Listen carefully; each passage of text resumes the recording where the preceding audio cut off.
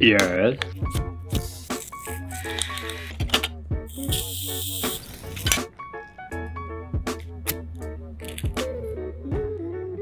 Wow.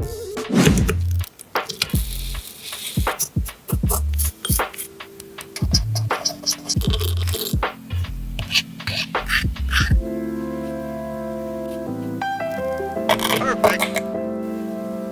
With this cute little baby pasta, they're so cute. A little splash of water, a pinch of salt, and in goes our pasta. For our toppings, slice in tomato, and we also have the world's smallest hunk of Parmesan cheese and the world's smallest stick of butter. Finish with a touch of cream, then give it a stir. All I'm left with is one amazing